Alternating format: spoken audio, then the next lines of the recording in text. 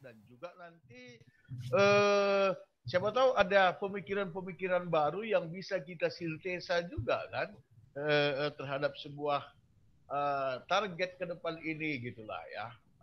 Jadi M dasarnya kita ngerada-ngerada dan aku mengucapkan terima kasih banyak Man Bandu Duana.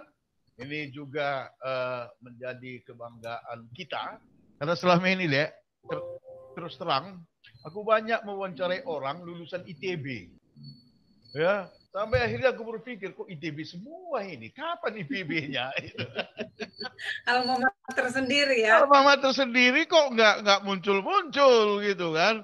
Makanya aku desak terus ini Nanda Evan dari kemarin-kemarin itu. Ya. Minggu kemarin sudahnya, udah bisa kan?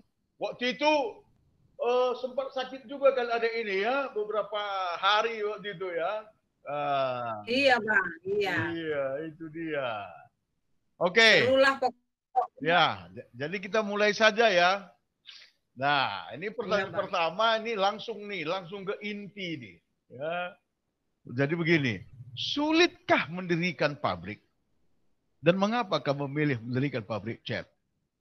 Karena setahu di PB itu kita nggak pernah belajar mengenai cat. Tapi kenapa itu kalian pilih sebagai bidang bisnis kalian? Nah, ini siapapun dulu boleh nih. Siapapun dulu boleh lah. Silakan.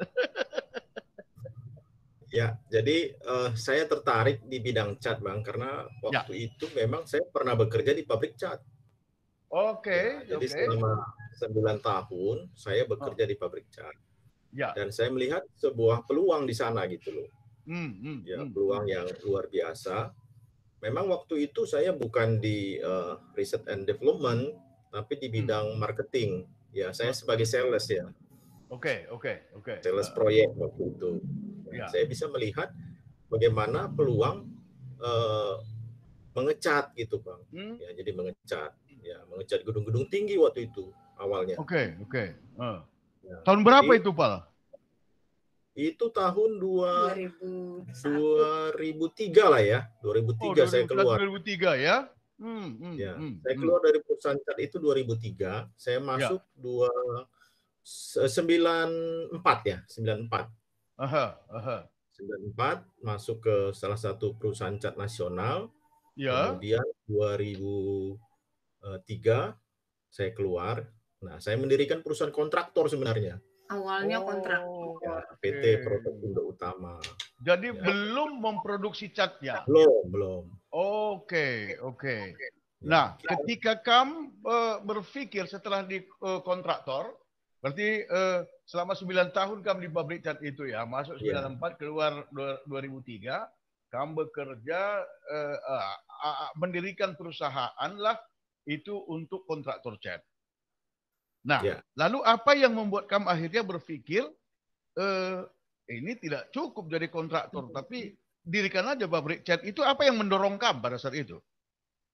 Ya, jadi waktu itu salah satu klien kita yang besar,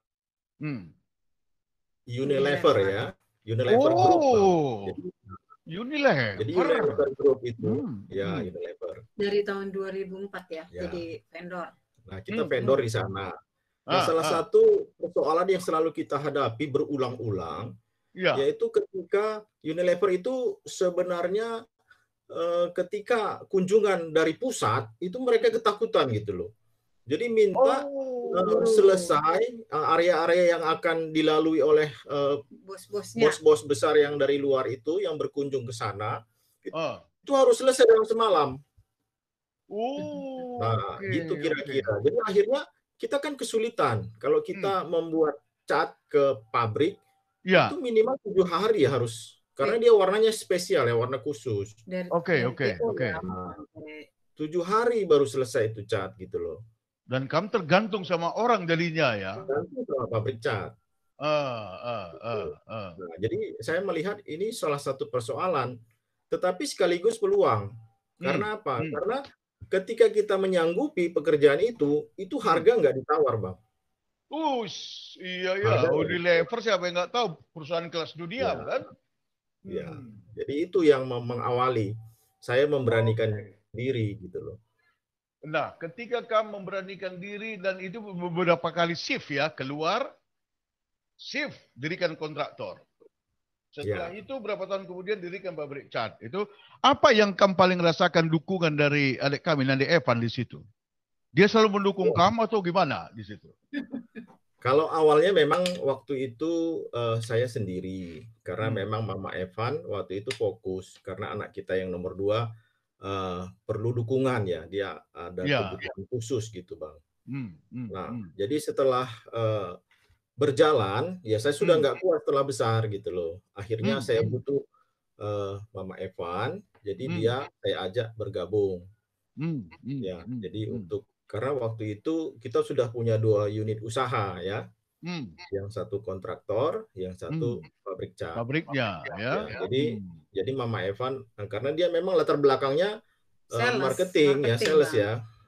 Jadi dia pernah. Tapi kan di PB juga. Betul. Jadi di mana belajar salesnya? Habis waktu itu dia mau masuk ke peternakan, nggak ada yang terima Bang. Nah, jadi dia waktu itu jadi jualan obat, Medrep. Oke. Ya, Dek. Jadi ke Nandi Evan dulu. Itu ketika Bapak Evan punya optimisme dan keyakinan dengan pabrik cat itu, kamu lihatnya bagaimana pada saat itu? Kalau saya agak ragu-ragu sebenarnya ya Bang. Ragu-ragu di dalam soal permodalan seperti itu. Oke. Karena kan untuk mendirikan pabrik cat kita harus ada di kawasan industri seperti itu. Ya. Kalau tidak di kawasan industri itu agak sulit untuk mendapatkan izin usaha industri dan sebagainya. Karena termasuk bagian kimia ya. Betul Bang, dia ada B3 dan sebagainya kan. Betul. Susah kita. Nah, tetapi syukurnya begini. Tadi kan kami juga kan sebagai kontraktor. Sering kita mendapat order-order yang bentuknya corporate gitu loh, kayak Unilever. Nah, itu menjadi modal kita untuk kita bisa membeli pabrik di daerah kawasan industri Jababeka, Bang. Jadi akhirnya dengan berusaha mengatur cash flow dari si kontraktor ini sendiri, berusaha juga pekerjaannya, progresnya berjalan baik, ada uang kan, ada cash flow kan. Dan pada waktu itu memang sedang jatuh bisnis properti. Jadi di kawasan industri itu banyak yang murah, Bang. Nah, jual pabriknya kami beli dalam kondisi ada sekitar 30% lah dari harga yang biasa gitu loh. Hilang kan. Jadi di satu sisi kita ada uang dari progres kontraktor, nah itu yang kita pakai untuk membeli pabrik di kawasan Jababeka. Oh, itu pabrik kalian yang pertama ya, Dek? Ya, iya Bang. Nah, tapi awalnya pun tidak langsung kita tempati karena untuk kita bisa benar-benar membuat pabrik kan didukung dengan peralatan yang harus memadai ya Bang ya. Ya, tahun setelah kita beli pabrik, baru kita benar-benar bisa mengoperasionalkan pabrik itu dengan standar yang memang standar pabrik cat seperti itu Bang, bukan home industry. Jadi pabrik itu kami beli secara lelang di 2009, tetapi mulai berdiri dan mulai beroperasi itu 2011. Seperti itu. 2011 itu yang di Jababeka itu mulai beroperasi. Iya, di Jababeka 2. Oke. Jadi sebelum 2011 kalian hanya jadi kontraktor tadi ya, Pal ya. Iya. Tapi sudah mulai sebetulnya kita mencuri start Bang di kantor kontraktor kita sudah mulai juga memproduksi cat untuk memenuhi kebutuhan Unilever tadi. Lalu di mana kalian itu kalau belum punya pabrik di mana kalian produksi? Di garasi rumah Bang. Oh begitu. Wah, ini perjuangannya luar biasa. Ini yang belum diketahui orang. Iya. Ini yang saya sendiri belum tahu. Jadi kita sering bilang gini Pak Bang Unilever, saya sebetulnya juga 2007 udah mulai fokus juga ya bantu kontraktor. Anak-anak Brandon Daisy nomor 2 kan sudah mulai bagus juga perkembangannya. Jadi saya sudah mulai bantu. Kita selalu bilang sama Unilever, Pak, pokoknya sedia materialnya. Dan mereka nggak pernah komplain karena memang bagus produknya gitu loh, Bang. Padahal itu diproduksi di garasi tadi gitu loh. Dan mereknya juga sedang kami urus gitu. Pengurusan merek ke HKI itu sudah saya lakukan sebelum kita membeli pabrik, Bang. Jadi kita yakin nih suatu saat nih ada pabrik. Padahal belum kelihatan gitu ya. Sudah saya urus merek-mereknya. Kita punya Maxiflor, banyak Bang merek-merek kita yang sudah kita urus ke HKI dan dapat mereknya itu sebelum pabrik itu berdiri. Sebelum kita membeli pabrik pun. Dan ternyata merek udah kamu urus, meskipun itu dibuat di garasi rumah, tapi kualitas yang kalian buat itu memenuhi standar Unilever. Betul. Wah, luar biasa deh, luar biasa. Tapi itu berproses, Bang. Iya, pastilah. Ya nggak jatuh bangun juga ya, coba-coba juga gitu kan? Betul. Karena pada waktu produksi pertama kita itu tidak kering, Bang. Oke. Kita harus ulang kupas semua gitu loh. Itu berapa lama terjadi produksi seperti itu, Pak? Itu hanya 1 kali 2 kali ya. Kebetulan saya cukup beruntung karena saya pernah bekerja di perusahaan cat. Jadi saya kenal baik dengan R&D perusahaan cat itu gitu loh. Nah, kebetulan R&D perusahaan cat itu banyak yang sudah keluar dan dia bekerja di perusahaan bahan baku cat. Jadi itu benar-benar di guidance dengan menggunakan produk yang dia jual. Jadi hubungannya timbal balik ya. Dia mendapat penjualan dan kita mendapatkan produk gitu loh. Betul. Jadi itu yang terjadi saling kolaborasi ya, hubungan yang saling itu ya. Ya, kamu juga merasa dibantu secara teknis, dapat bahan baku. Mereka juga bisa meningkatkan penjualannya gitu ya. Oke, jadi 2011 baru udah kalian dirikan pabrik yang Jababeka dengan standar yang paling bagus untuk sebuah cat ya. Wow, luar biasa deh. Jadi boleh dikatakan titik awal yang kedua itu adalah 2011 lah. Betul Bang. Ya, oke. Nah, kita mulai dari 2011 sampai sekarang ini kan udah 9 tahun nih. Ya, dari 9 tahun. Salah satu indikator dulu. Ketika 2011 itu berapa jumlah karyawan kalian dan sekarang berapa jumlah karyawan kalian? Ya, jadi tahun 2011 itu kebetulan memang waktu itu karyawan kita itu banyak di sisi proyek, Bang. Oke. Karena kita waktu itu memang menggarap proyek-proyek gedung tinggi. Waktu itu karyawan kita itu bisa lebih 200 orang. Di 2011? 2011, karena kita menggarap gedung tinggi. Ya. Satunya apartemen Cempaka Mas, itu ada 6 tower sekali kita garap waktu itu pengecatannya. Itu Sinarmas Group itu, Pak? Ya, Sinarmas Group. 6 tower apartemen Cempaka Mas. Ya. Nah, itu kita garap waktu itu. Itu cukup banyak. Nah, dan hasil dari menggarap itu salah satunya ya untuk membeli pabrik itu gitu loh, Bang. Begitulah rahasianya ya. Begitulah rahasianya. Oke, jadi kalau begitu katakanlah nih, saya ingin sebenarnya mengetahui seberapa besar dan seberapa cepat pertumbuhan kalian di industri cat ini.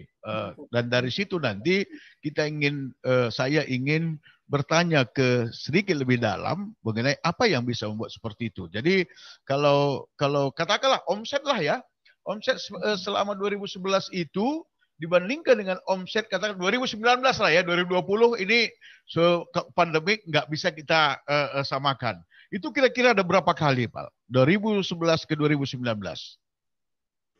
2011 ke 2019 kita rata-rata ya, saya hitung ya, itu growth kita di atas 40% setiap tahun. Wow. Di atas 40% setiap tahun. Wah, luar biasa sekali, Balko. Luar biasa sekali itu. Rata-rata bisnis pun hanya sekitar 10-15%. Iya kan?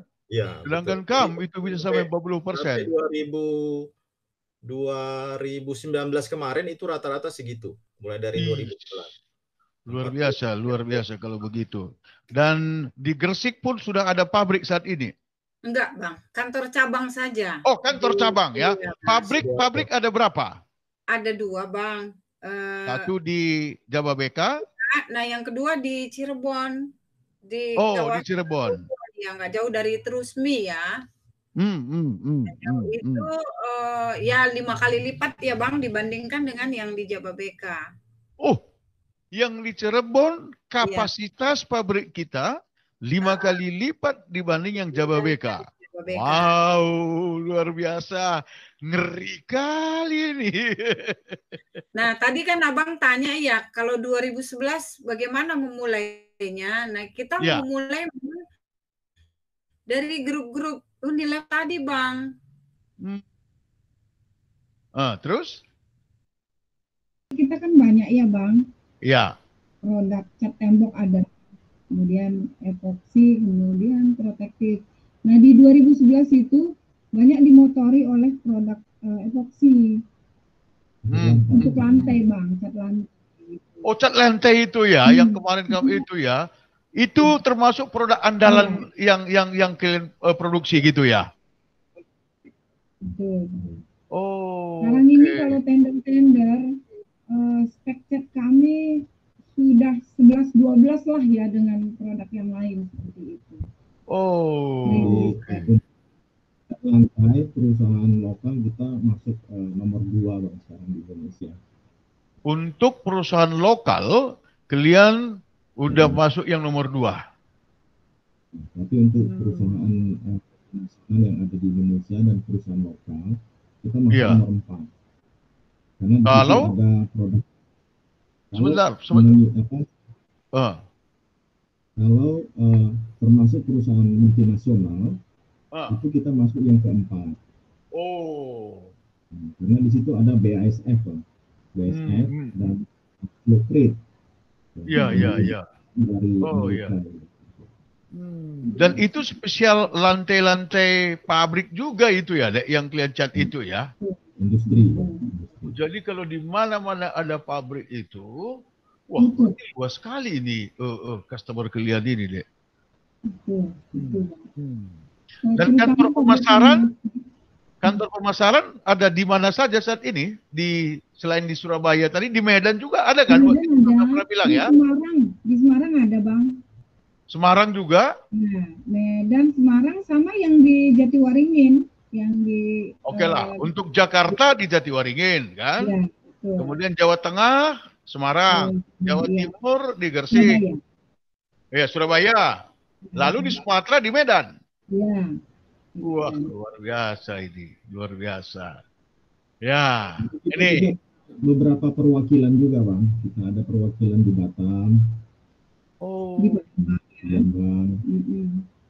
Nah, kalau Batam itu cabangnya kemana? Ke Medan atau ke Jatiwaringin? Langsung ke sini. Oh, ke Jatiwaringin ya. Ya, di Batam juga kan daerah industri ya. Benar sekali. Daerah Batam itu biasanya, Bang, dia ambil dari Singapura. Tapi kan Singapura mahal ya. Iya. Dan dengan kondisi seperti sekarang, semua berpikir mencari yang harganya kompetitif dengan kualitas yang bagus, makanya sudah mulai melirik kita seperti itu.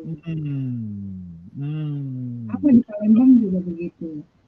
Iya, tapi kalau dibanding dengan Singapura kan pasti harga kita lebih kompetitif, toh?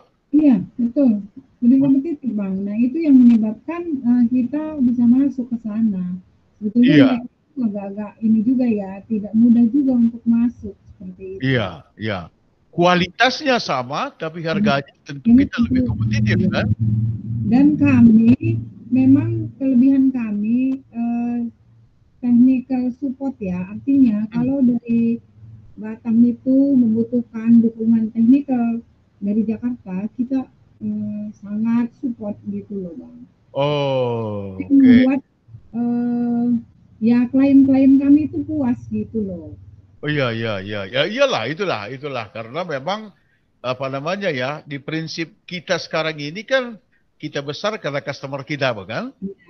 Ya, ya. Kalau customer kita puas seperti Unilever yang tadi kalian bilang itu, ya kita juga makin yakin. Jadi kita tumbuh bersama-sama lah, ya.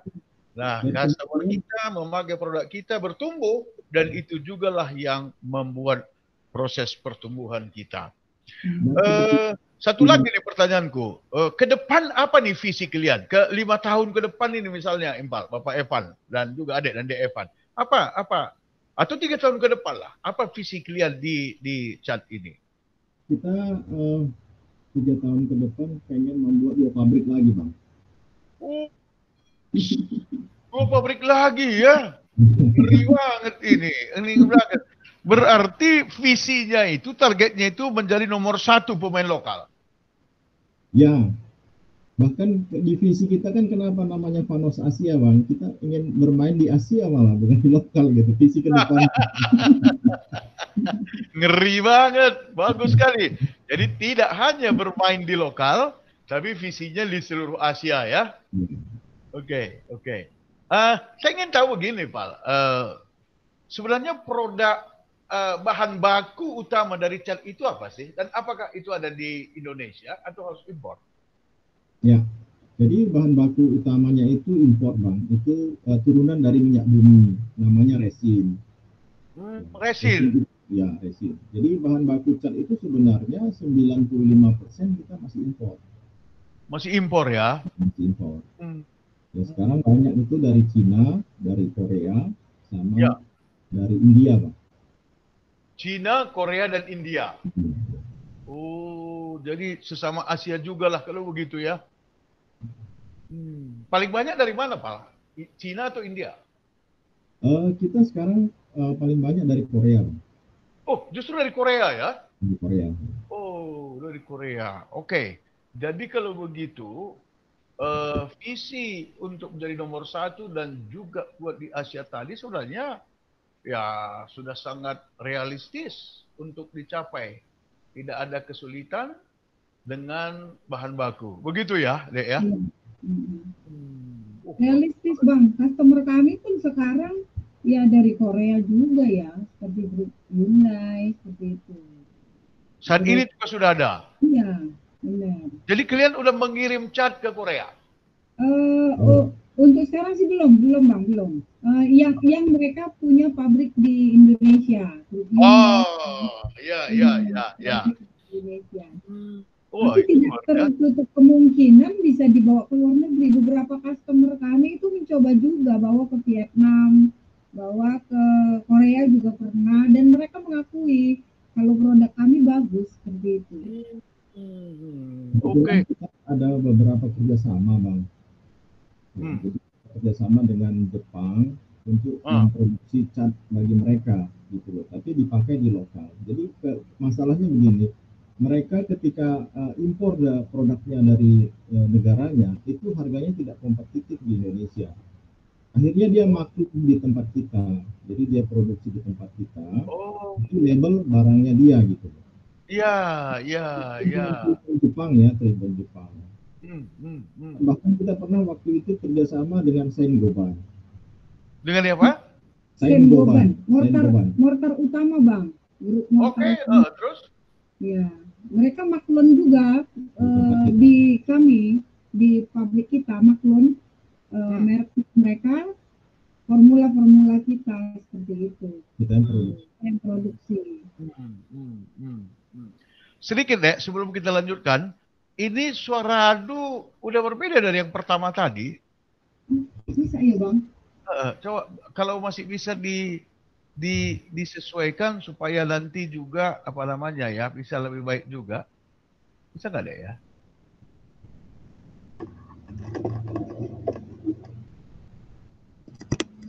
Tes. Nah, ini lebih bagus. Ya. Ini udah lebih bagus. Oke. Jadi benar-benar dalam proses pertumbuhan yang sangat pesat lah ini ya. Iya, Bang, kalau untuk kita mewujudkan pabrik kedua Cirebon, Dari mana uangnya? Tentu kan dari penjualan. Dan membuka cabang juga dari mana uangnya kan? Tahun 2009 ya kita cukup pesat sekali, Bang. Dalam 1 tahun kita membuka 3 kantor cabang. 2019. Ya, dalam 1 tahun kita membuka 3 kantor cabang. Terlalu berani ya. Wah, ini dia. Tapi karena sejak awal pun sudah ada janji yang maha kuasa itu untuk selalu melindungi dan menemani, maka janjinya itu kan tidak hanya sekali, dan itu selamanya, bukan? Ya, itu mengiring kalian. Kadang-kadang gini ya, karena saya tahu kadang-kadang kan perputaran duit itu tidak lancar ya. Ya. Tagihan agak lama seperti itu, bukan tidak dibayarkan tapi agak lama. Ketika Bapak Evan ini bilang gini, kita buka cabang di sini, kita buka cabang di sini gitu. Ada ini juga, aduh hitung-hitungan saya belum cukup duitnya. Tapi karena saya sudah dari awal mengikuti dia gitu ya, kok dia bilang begini, jadi dia bilang begini. Oke Pak, tapi tidak dalam besok kan, bisa 1 bulan lagi untuk kita mendanai membeli kantor cabang kan. Oh iya, 1 bulan lagi itu ada uangnya Bang. Saya juga kadang-kadang bingung gitu loh. Wow, itu ya. Dan ini hanya bisa disimpulkan kalau sudah ada pengalaman dan benar-benar melakukan refleksi terhadap pengalaman itu ya, Dek ya. Ya, jadi ya saya sedikit mengetahui teorinya, berarti memang kalian ini pasangan yang sangat sepadan. Karena sebagai CEO, katakanlah seperti itu, yang saya tahu itu harus berani untuk ini. Itu kan itu arah ya. Itu arah. Tapi ketika kamu itu bertanya, ini ke 1 bulan lagi ya, seolah-olah kamu itu mengarahkan boleh, tapi tunggu, gitu kan? Dan ternyata itu menjadi lebih mudah setelah 1 bulan itu. Ada sumber-sumber yang pada awalnya tidak terfikirkan, ternyata dalam waktu 1 bulan itu terbuka semua, bukan? Selalu itu selalu begitu, perjalanan bisnis kami itu sering begitu. Kalau Bapak Evan itu awalnya ini kita beli ya. Saya agak kaget juga awalnya, duit belum muncul. Kita berdoa ini terwujud seperti itu ya, terwujud. Termasuk kami yang di Cirebon juga begitu. Saya ingat betul, saya baru pulang dari Yerusalem. Ya. Kemudian dia langsung pembicaraan di perjalanan dari Yerusalem dari bandara ke rumah, cuma besok kita ke Cirebon ya. Saya mau lihat ada pabrik yang dijual di sana seperti itu. Nah, saya ikut aja dan dia ajak memang keliling-keliling lihat pabrik, ada Pak Haji di sana gitu kan. Sebetulnya dia bukan menawarkan pabrik itu, tapi menawarkan properti yang lain. Nah, tapi nggak tahu kenapa tiba-tiba Pak Hajinya bilang gini, Pak, kalau mau cepat lebih baik pabrik saya ini aja Pak, tolong beli, dia bilang. Ini Bapak Evan langsung bilang, ya Pak, kami bayar DP sekian gitu. Saya kaget Bang. Dalam perjalanan pulang dari Cirebon ke Jakarta, saya cuma berdoa, aduh tolong saya untuk mewujudkan apa yang sudah diucapkan oleh pimpinan Panos Asia. Dan itu DP-nya bisa seperti itu. Dan ternyata itu mulus semua jadinya ya, Dek. Iya, betul Bang. Luar biasa sekali, luar biasa. Nah, saya akan beralih nih ke pembicaraan kita dari bisnis kalian ke hal-hal yang lebih mendasar. Ya, karena saya sudah melihat bahwa sudah sukses dan sudah punya visi 3 tahun ke depan untuk mendirikan pabrik lagi, dan pasar itu tidak hanya di lokal di Indonesia tapi juga ke seluruh Asia. Ya, dan tidak tertutup kemungkinan juga nanti ke seluruh dunia, ya, ke seluruh dunia. Saya selalu mengajarkan untuk beranilah berpikir besar, dan ternyata salah satu dan mungkin satu-satunya orang Karo yang sejalan dengan pikiranku itu adalah impalku Bapak Evan dan adikku Nade Evan. Ini luar biasa sekali. Ada sebuah pertanyaan iseng nih, tapi iseng tapi penting juga. Jadi kalau begitu, apa yang kalian pelajari di IPB?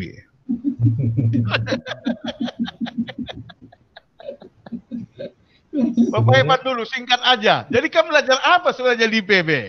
Jujur, saya baru belajar tentang optimisme, Bang. Jadi ketika sebuah persoalan saya selalu optimis gitu loh. Saya selalu melihat sisi suksesnya. Saya tidak pernah berpikir sisi gagalnya gitu loh. Tapi saya gagal, bahkan saya menikmati kegagalan loh. Iya, Pak. Jadi kamu tidak hanya belajar pertanian di IPB, tapi lebih dari itu adalah belajar untuk selalu optimis dalam hidup ini. Jadi IPB adalah singkatan dari Institut Pengoptimisan Bogor. Betul. Kalau Adek dan Adek Evan apa? Apa yang kamu pelajari di IPB? Lebih ke ini ya, Bang. Kekuatanku itu hubungan baik, jaringan dengan siapa saja. Kalau dulu dengan teman-teman baik di Permata, kemudian tentu di sekolah minggu juga ya, karena kita kan pelayanan di sekolah minggu juga. Dan juga teman-teman yang di kampus seperti itu. Nah, sikap seperti itu sekarang ternyata sangat berkontribusi ketika saya membangun bisnis dengan Bapak Evan. Saya terus berusaha menjaga nama baik dan terus menambah jaringan itu yang saya pelajari. Jadi pertemanan ya, Dek ya, pertemanan, networking, jaringan itu penting sekali. Kalau itu aku sangat setuju, Dek, karena bagiku pun bahwa kawan kita itu, jaringan kita itulah aset kita yang paling besar. Nah, itu kurasakan sekali itu, Pak. Dari pengalamanku juga bahwa pertama sekali aku mendapatkan kerja itu karena aku berteman dengan kakak kelasku 2 tahun di atas aku.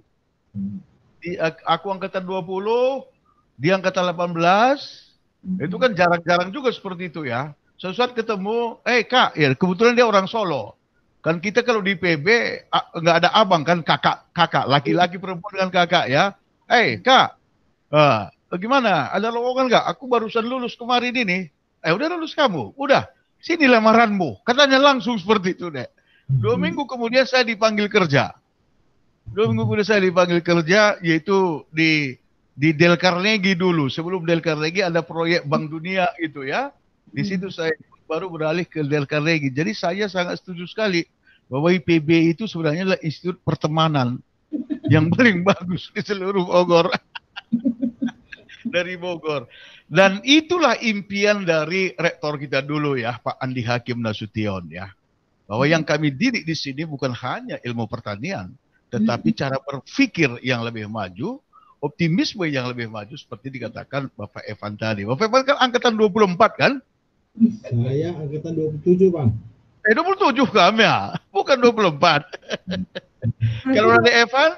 26. Oh, kamu 26, Bapak Evan 27 ya. Oke. Baik.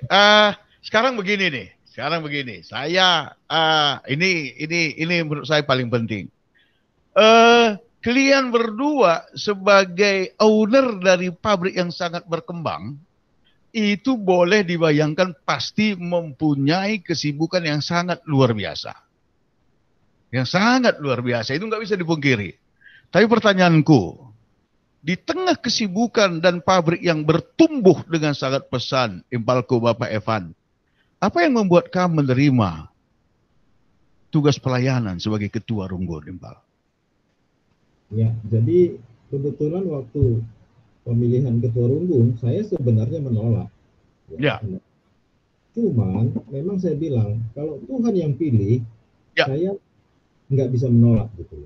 Karena saya tahu bahwa apa yang saya kerjakan sekarang itu merupakan anugerah Tuhan gitu. Amin. Ya, itu benar sekali anugerah Tuhan. Karena begini, Bang, saya punya pengalaman yang sungguh sangat luar biasa ya. Jadi ada produk cat kita, cat lantai, basiskan poliuretan, itu sudah saya develop ya selama 5 tahun. Sudah hampir 1000 lebih kali percobaan saya lakukan gagal gitu.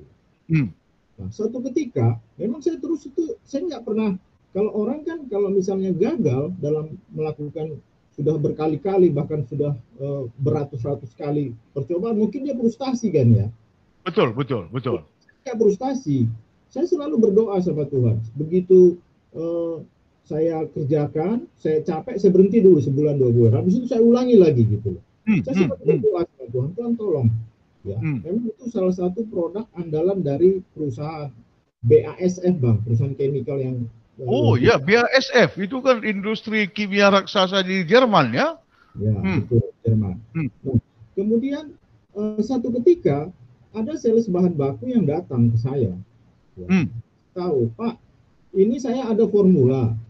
Dia nggak tahu formula apa. Saya baru meeting dari Thailand, dapat dari perusahaan Thailand. Ada satu aditif, padahal bahan baku yang dia punya itu hanya 0,3% dari total formulasi. Dia kasih tahu, ini formula apa ya Pak? Dia saya lihat, wah ini saya juga pelajari dulu ya, nanti saya kasih tahu ya, saya bilang gitu. Nah, ketika saya lihat, loh ini yang saya riset selama ini gitu loh. Saya coba berhasil langsung, Bang. Nah, artinya formula itu Tuhan antarkan ke meja saya setelah 5 tahun saya berjuang gitu loh. Sama kan seperti kalau kita lihat kisah tentang Elia di Sungai Kerit ya, yang dikasih makan oleh burung gagak. Iya. Semua formula dikasih burung gagak ke meja saya gitu, Bang.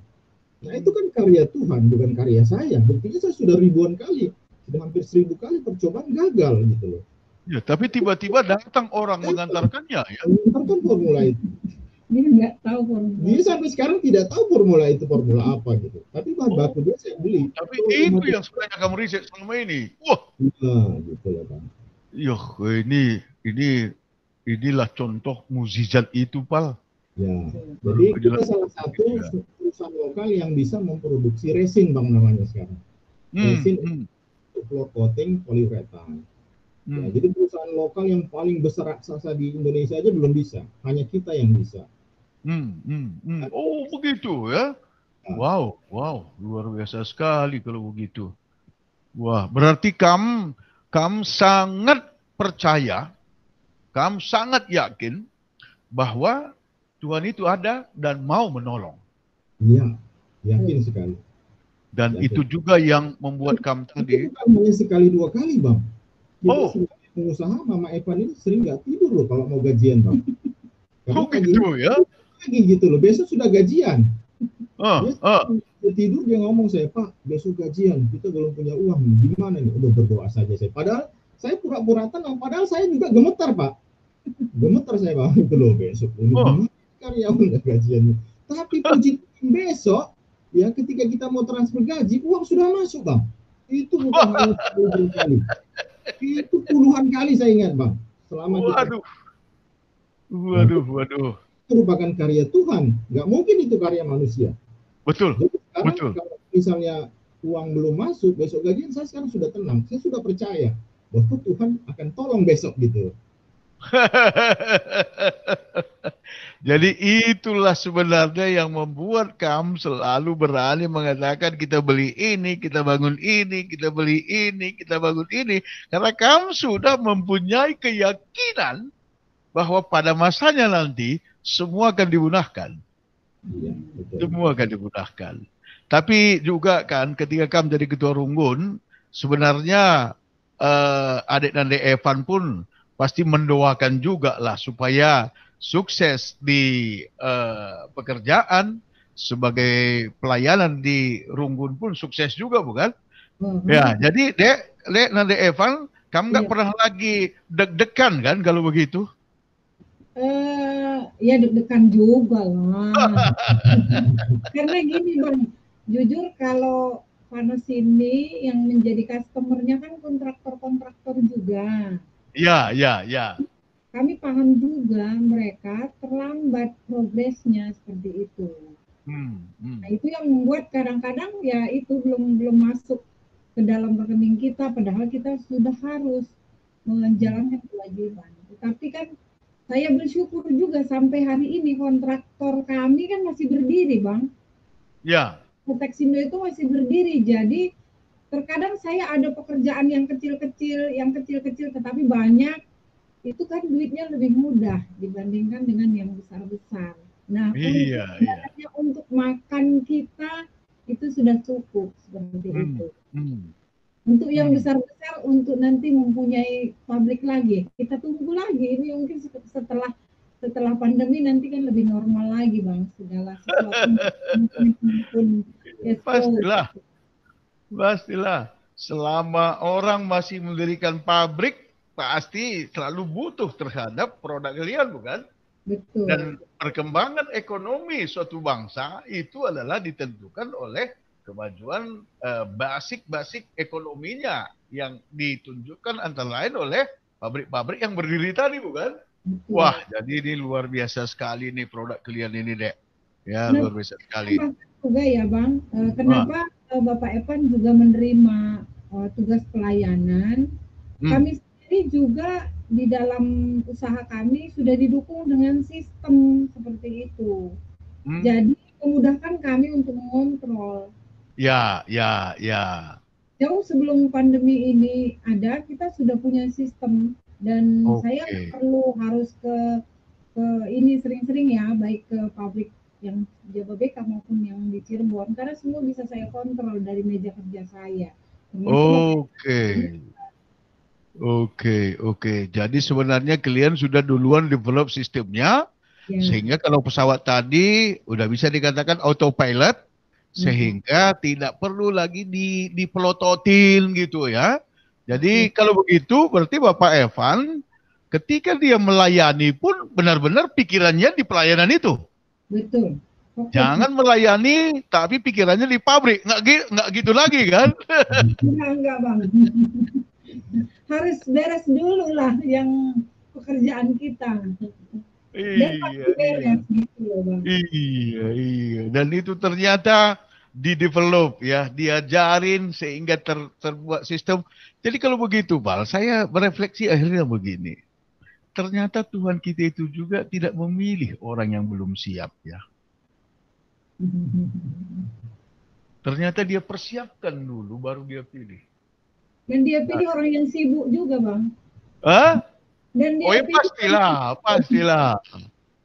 Pondok Gede itu kan rumput yang besar itu. Rumput yang sangat besar. Tapi kenapa justru Tuhan itu memilih kepada orang yang paling sibuk di situ, itu kan? Wah, ini luar biasanya. Karena Tuhan melihat hati. Berarti Tuhan melihat hati Nale Evan dan juga infalku Bapak Evan ini. Dan ternyata memang semuanya beres.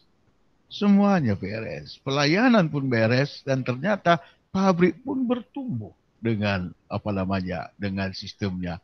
Wah, ini luar biasa nih. Saya kira ini akan menjadi kesaksian kita bahwa kalau Tuhan memanggil untuk melayani dia di gerejanya, jangan takutkan pekerjaan Anda, jangan takutlah hidup Anda.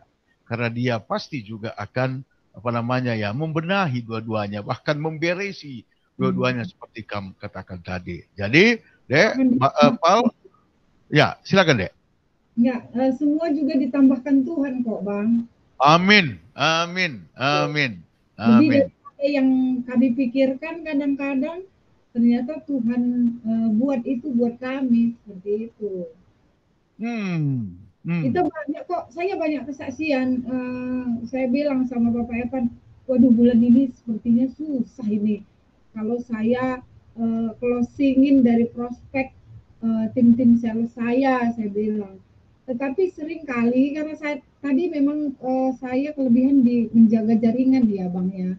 Seringkali saya telepon atau WA jaringan saya, dia telepon, Bu, saya lagi ada order besar nih, proyek besar. Pas banget saya ingat Ibu, saya mau telepon Ibu udah duluan. Bener Bang, dia kadang-kadang beli lebih daripada forecast tim sales saya. Wow, luar biasa ya Dek ya, luar biasa sekali ya. Makanya kita dengan pandemi kayak gini, banyak teman-teman yang sudah kesulitan ya Bang, untuk dia menggaji karyawannya. Kami sampai hari ini Tuhan masih memberikan kita terus kemampuan mewujudkan komitmen kita membayarkan gaji tepat pada waktunya, tidak ada kita potong uang ini uang itu seperti itu ya, semua sesuai dengan komitmen antara karyawan dengan perusahaan, masih berjalan semuanya. Karena Tuhan ingin kamu berdua jadi saluran berkatnya, Dek. Dan Tuhan tidak pernah telat memberikan berkatnya kepada orang-orang yang dikasihinya. Siapapun itu. Dan itu semua adalah yang teman-teman yang ikut membantu kamu di dalam baik sebagai kontraktor tadi maupun di pabrik itu. Dan ya mereka lah aset lu yang sebenarnya yang diberikan oleh Tuhan dan dipelihara oleh Tuhan. Nah, terakhir nih aku mau tanya begini. Secara keseluruhan memang ekonomi kita sulit, ya kan? Nah, tetapi meskipun sulit seperti kami bilang tadi, inisiatif itu nggak boleh berhenti. Optimisme itu nggak boleh berhenti. Sesulit apapun kondisi itu, tapi kalau kita tetap punya optimisme dan punya strategi, kiat, semangat, itu yang diharapkan untuk membangun. Jangan belum apa-apa kita udah putus asa. Gua dengan ikuane. Jangan begitu kan, tapi lakukanlah sesuatu. Sama seperti kesaksian Bapak Evan tadi, ya kan? Bahwa sudah berkali-kali, berpuluh kali, mungkin ratusan atau ribuan kali melakukan riset, gagal. Tapi kok tiba-tiba ada orang datang dan memberikan hasilnya. Nah, jadi maksudku begini deh, dua nakam, tersitik-sitik atau terbuai-buai kamu gari. Kalau saat ini ada juga teman-teman kita, khususnya sesama orang Karo, punya visi untuk mendirikan satu pabrik lah, entah pabrik apa itu kita nggak tahu, tapi dia punya visi untuk mendirikan pabrik. Apa saran lu kepada dia? Bapak Evan dulu, nanti baru nanti Evan. Apa saran lu, Pak? Silakan. Jadi, pertama, dia harus benar-benar menguasai apa yang ingin dia kerjakan gitu loh. Oke. Jangan ikut-ikutan orang bikin pabrik, dia bikin pabrik gitu loh. Betul sekali. Dia tidak tahu bagaimana proses di dalam pabrik itu. Jadi proses itu sebenarnya rumit, Bang. Ya, dari mulai bahan baku, ya, bagaimana ya, quality controlnya, ya, karena kesalahan bahan baku bisa nanti di akhir produk dia salah, akhirnya menjadi waste. Nah, kemudian dia harus memperhitungkan perizinan, ya. Sekarang juga perizinan ini cukup rumit sebenarnya. Ya. Nah, kemudian dia juga harus memperhatikan ya alur kerja dan peralatan.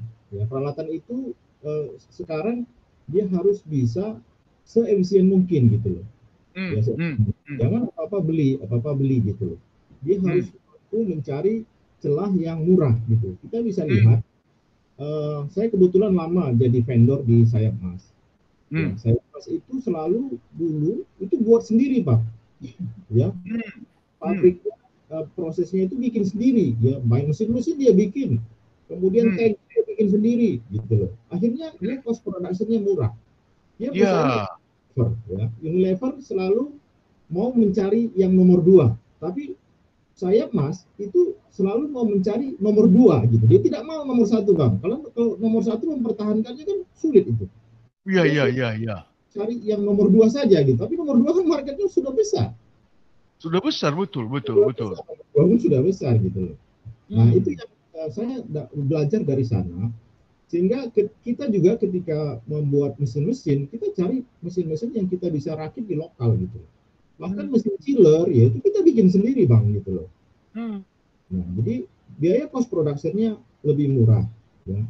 Kemudian lokasi juga ini penting ya. Kita harus bisa mendapatkan lokasi yang perizinannya lebih mudah dan harga tanah bangunannya lebih murah. Ya. Sementara kan transportasi sekarang yang lebih gampang. Ya. Sudah semakin maju infrastruktur, kos transportasi semakin murah. Kemudian tenaga kerja dan di mana area yang terlatih gitu loh. Nah, kita lihat kenapa kita pilih pabrik kita di Cirebon, karena di sana para pekerjanya semuanya auranya sudah aura pekerja, Bang. Mentalnya sudah mental pekerja. Kita tidak perlu lagi mendidik gitu loh. Dan di sana ya demo itu nggak ada gitu loh. Lain dengan pabrik kita yang di Jababeka, itu setiap hari itu selalu demo gitu loh. Produksi kita terganggu. Nah, jadi itu yang harus diperhatikan. Terus yang paling penting adalah itu market, Bang. Ya. Market ya. Market. Kita bisa bikin pabrik, kita bisa memproduksi barang bagus, tapi kita tidak bisa jualan. Ya. Jadi, kalau dia mau mendirikan pabrik, ya saran saya dia harus kuasai dulu marketnya. Nah, saya banyak customer, yaitu salah satunya pabrik pampers dewasa, ya pampers dewasa. Dia itu awalnya impor dari Cina, Bang. Dia bikin merek. Setelah dia kuasai jaringan di Indonesia, baru dia bangun pabrik. Dia baru bangun pabrik. Ya, sehingga segala sesuatunya sudah bisa berjalan. Jadi memang yang paling penting adalah kuasai marketnya. Kalau kuasai marketnya, ya, kuasai marketnya. Kemudian kalau untuk memproduksi barang itu relatif lebih mudah. Hal yang saya katakan tadi itu perlu diperhatikan supaya dia mendapatkan barang yang murah, ya. Production cost yang murah. Oke, mantap. Mantap, sangat teknis, sangat mendasar yang katakan. Jangan hanya ikut-ikutan, ya, jangan hanya ikut-ikutan, tetapi kuasailah, ya, kuasailah. Ya, kemudian pikirkan perizinannya, lalu pilihlah barang-barang yang bisa diproduksi sendiri ataupun barang-barang yang paling murah, ya, supaya kita tidak tergantung dengan itu. Tapi yang paling penting dari situ adalah mulailah dengan menguasai marketnya, menguasai dengan pemasarannya. Produksi nanti buat apa produksi kita bagus, tetapi kalau kita tidak tahu kemana itu dipasarkan. Wow, ini saya kira satu pengalaman yang sangat bernas sekali, yang sangat penting sekali yang kamu sampaikan, Impal Kubawepan. Putur Melala. Lalu kamu gimana? Apa saran lu? Hampir sama, Bang. Kita harus tahu nanti barang kita itu mau dijual kemana, seperti itu. Jadi jangan langsung latah-latahan juga sih. Ya. Tapi kita sudah tahu gambaran. Kalau saya selalu juga bermain forecast kan. Ini kira-kira jual kemana gitu kan. Mana itu ya marketnya. Kalau itu sudah ada, ya kita tidak masalah. Punya modal, akhirnya kita membuka pabrik. Seperti kami sekarang ini kan sebenarnya produk kami banyak, Bang. Kalau untuk di epoksi itu banyak sekali, banyak kategorinya seperti itu. Nah, buat banyak kategori, ternyata ini semua ada marketnya gitu kan. Iya.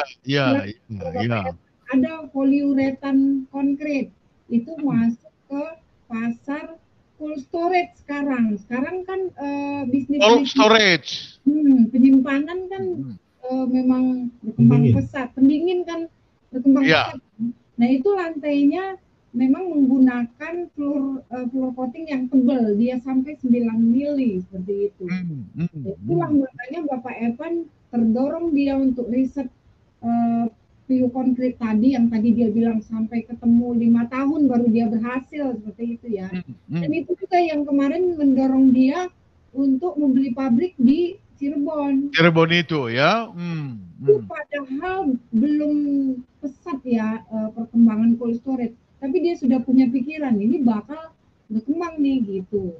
Nah, kita memberanikan buka di Cirebon, dan memang benar di situ efektif untuk kita memproduksi floor coating. Dia membutuhkan space yang lebih luas, Bang, dibandingkan epoksi biasa.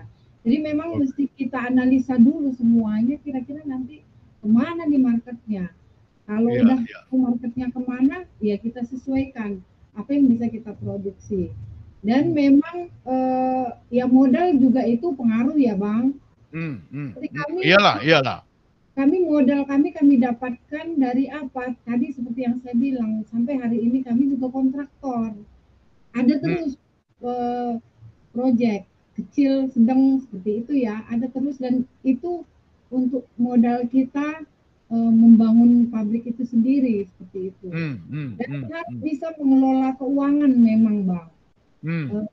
Keuangan harus kita selalu, kalau kami kebenaran kan memang berdua ini ownernya ya.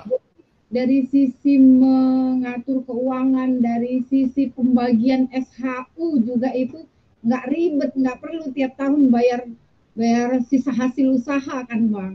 Tinggal ada langsung kita istilahnya kita simpen, nanti suatu saat itu kita pakai untuk mendirikan pabrik. Buat kami lebih mudah. Jadi kalau kita mendirikan pabrik, kita lihat juga siapa sih ini kita nih partner kita siapa, itu pengaruh juga, Bang. Betul. Karena awal mula kami membangun bisnis itu ada 3 orang yang sebetulnya di luar kami, tapi tidak bertahan lama karena nggak sama pemikirannya, nggak satu visi misi gitu loh. Oh, nggak sama visinya ya. Jadi memilih partner itu pun harus kita benar-benar berpikir yang mendalam gitu ya, Dek ya. Betul. Kami juga pernah membangun usaha yang melibatkan teman-teman yang lain, nggak berjalan lama, Bang. Belum 2 tahun sudah ini ya, sudah tidak berjalan bisnisnya. Iya. Oke, satu lagi nih yang terakhir ini benar-benar terakhir ya. Tadi udah bilang terakhir terus. Ini khusus untuk Adek Nade Evan nih. Di gereja kita baru minggu kemarin kan ulang tahun Moria. Jadi saya ingin bertanya pada kamu, bagaimana seharusnya seorang istri, ibu mendukung suami dan juga keluarga, Dek? Sebenarnya kan fungsi perempuan itu penolong ya, Bang. Iya. Jadi kalau menolong, berarti kita harus kuat. Kalau kita nggak kuat, bagaimana kita bisa menolong suami kita seperti itu. Nah, kalau cara saya menolong Bapak Evan adalah saya melakukan bagian saya dengan benar seperti itu. Sebagai seorang wanita yang bekerja, memang saya luar biasa sibuk. Tetapi yang nomor satu bagi saya adalah membereskan dulu nih urusan saya dengan Tuhan di dalam hubungan pribadi yang saya bina lewat saat teduh. Kemudian memang nomor satu buat saya adalah keluarga gitu, baik anak-anak di dalam pengaturan semuanya lah dari A sampai Z. Sesuai dengan ya fungsi mama kan memang dia harus atur rumah tangganya sebaik mungkin. Kemudian selebihnya sebetulnya saya kalau saya sendiri ya Bang, apa kata Bapak Evan, saya lakukan seperti itu. Oke. Juga berhikmat. Apa yang dia minta saya untuk lakukan itu adalah hal yang memang saya bisa support dia dengan semaksimal mungkin seperti itu. Sudahlah buku macam-macam bagian ya. Yang kulakukan adalah bagianku, kubereskan bagianku.